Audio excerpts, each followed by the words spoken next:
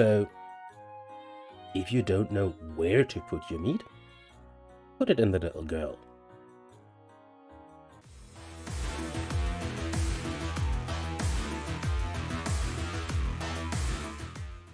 Hello, my name is Silky, Paws, and today we have a look at how to get you started in Eternal League of Nephia, or short, Elin. First off, there is no right or wrong way to play Elin, as it is a sandbox RPG.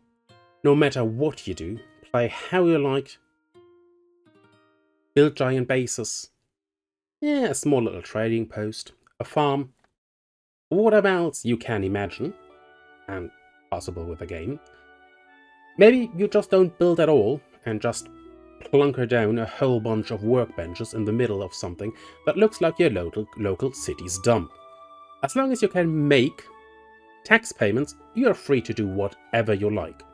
I'm just here to give you a few pointers how to make your starting experience easier and for stuff that kind of would have helped me out myself a lot when I started out. Now, as for race and class, what you pick doesn't really matter. With training and dedication, every class can basically do everything. They are just better at certain things in the beginning. They also give you certain bonuses that other classes don't get. So if you want to, for example, play crafting heavy, it'll make sense for you early on to pick the farmer's class, because farming legs actually gives you the benefit of not having to spend all your stamina for certain things. It really depends on, though. It's a chance thing. On the other hand, early on, these few additional points of stamina you have at your disposal can help you quite a lot. Then again, there is other things like extra magical damage, extra physical damage. So pick whatever you think fits your playstyle. Same for race, there is no right or wrong answer, just pick what you like. Talking training, and especially stat points and stuff like that, the next really important part in the game is food.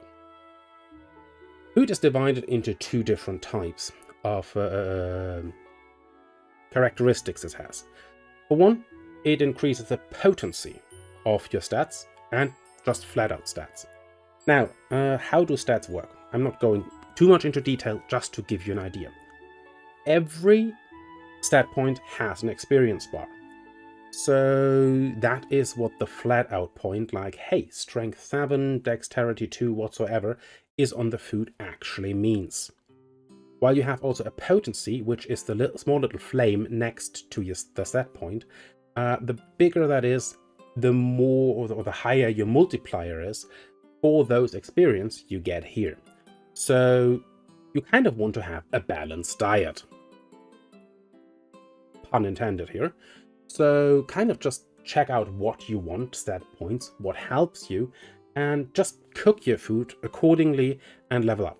I know that is early on not really possible, but just keep this in mind down the line, because this is something that is important. So maybe you kind of just want to keep this piece of meat for yourself rather than give it to your companion if it has some good stats. The whole stat system and food system is a whole little math exploration on its own, but hey, that is kind of just a rough little overview of what to look out for. Now, having started the game and your first few quests down and picked as a little girl as a pet, what to do? Now, the answer should, in my opinion, actually quite easy, because I have figured out, and painfully figured out, that there's 3 very important skills that you should have. Some classes have 1 or 2 of them already and races, but usually you need at least 1 or 2 or all 3 to get yourself. For that you need platinum coins. These platinum coins you get from either fulfilling quests or being a total menace and running through cities, thrashing vases and stuff like that. But this is kind of also an RNG thing.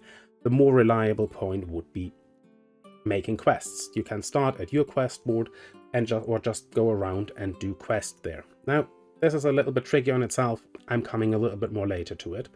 But yeah, those 3 skills I'm talking about are weightlifting, because you want to lug stuff around. Having additional carry weight and stuff like that is mandatory and crucial, especially in the mid and end game. Also early on when you're crafting and just want to haul half the forest back home, it helps. It helps. The next one is regeneration. Getting a few additional life points here and there is also absolutely a lifesaver in so many situations. So that is something you also want to invest in. And the last one is appraising. Of course you want to appraise your things. You want to know whose panties you have stolen, and with those stains, if they are worth anything as a collectible for someone. Or whose naughty book that is and who to kind of blackmail with that. Anyway.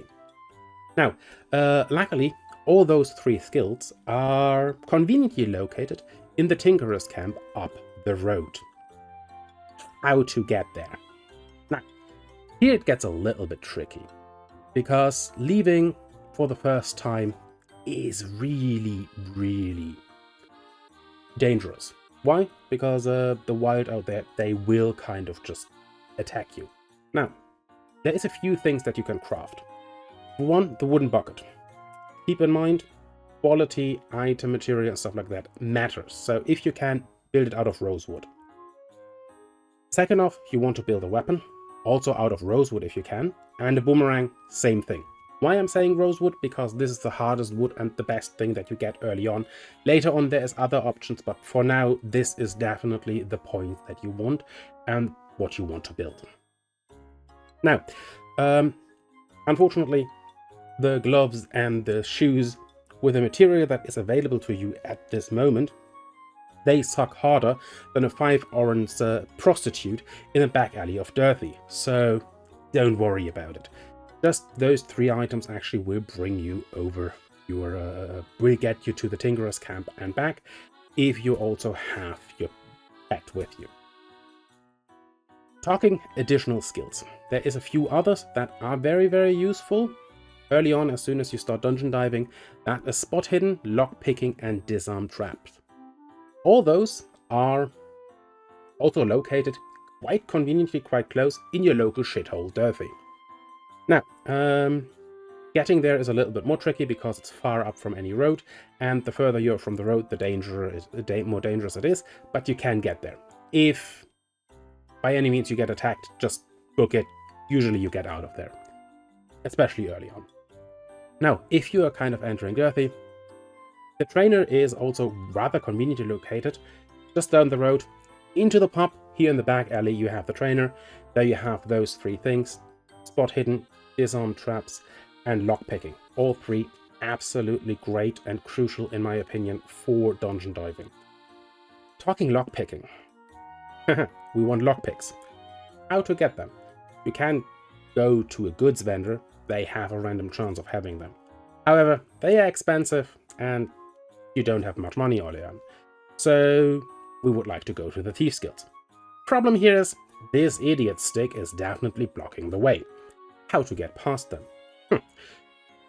Quite easy. After you have kind of taken the quest to join the Thieves Guild, you want to do that because the minus karma is accumulative, not additive, so you don't need to be at a minus 100 karma to actually get in. You kind of just need to do certain little things here and there, so perfectly fine. Now, you are going here and going all the way down here, back to the slave trader.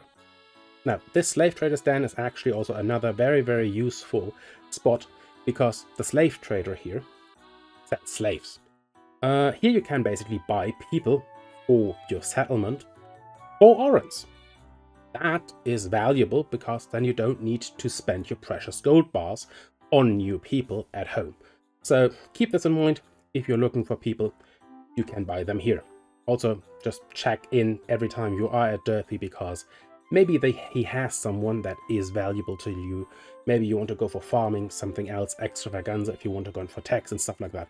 So keep that in mind. Now, having that said, we are actually here to go back here in the back room, and there is this hidden stairs. This is the back room entrance to the Thieves Guild. Down here you have 3 options. You have, if you go here, the vending machine. You have the trader. Both of them have lockpicks. Look at that, both marked as stolen goods. They are cheaper, but cost also karma to buy. Keep this in mind, not that you fall below 0. That would be bad. If you do, also here, the barkeeper, and I think all the others also have a scroll of incognito. That means you are not being treated as a criminal if you're using that, and still can move through cities. Just keep this in mind when buying that stuff and buying in bulk, that you need enough karma, which also progresses your entry into the Thief's Guild, so that is kind of a useful thing, right? Anyhow, now, on the topic of moving through towns, every civilized town, not Durfee obviously, does have guards. You can go just up to the guards, tell them, hey, I want to go there and there, and they will bring you to this point. So this is actually very, very useful if you're in a new town trying to find your way around, if you haven't been there, for example, Mycelia for the first time, when you're looking for the text chest. And just go to him, hey, I want to go there, I think, and there you go, auto-moving there, pay your taxes, all fine and dandy. Great. Nice little feature. Alright, now let's get to a point I glossed over before. That is the first venturing out into the wilderness. How to go about this? First of all, you have your pet. In most cases, it should be a little girl. Now, why is that important? Because she is actually pretty decent at fighting, she comes most of the time with a decent starting equipment, and she can hold her own against most low-level enemies. In addition to this, she also doubles as a mule, so you can throw in logs, stone, whatsoever into her inventory, till the weight limit. On the other plus side, she also doubles as a refrigerator, so if you don't know where to put your meat, put it in the little girl. Obviously, the same goes for fruits, nuts, mushrooms, and other perishable food items that you can find. Obviously, she will eat from them, because companions you have with you also require food, so you might want to also prepare some dishes for her, maybe even for yourself, and put it in her inventory just to keep them fresh, to have food on your travels till you get travel rations. Later down the line, not important for now. Now, this is kind of just something to keep in mind. Now, this is by no means an ultimate beginner's guide, because first of all, I don't have 3 hours of time, you don't have 3 hours of time watching, and to be fair, editing a video is a little bit more exhaustive. However, these are some points that would have helped me tremendously starting out with the game, so I hope they help you too as well. And yeah, I'm kind of leaving it at here. If you want to know more, feel free to leave me a comment. I will have a look into certain things. If there's mechanics that you would like to know, I'm more than happy to look into this. But yeah, at that point, thank you all so much for watching. If you liked it, feel free to leave a like, leave a comment. Hey, if you even feel generous, subscribe. And as always, play it nice and keep your claws retracted. Till the next time, everyone, have a wonderful one. Thank you for watching.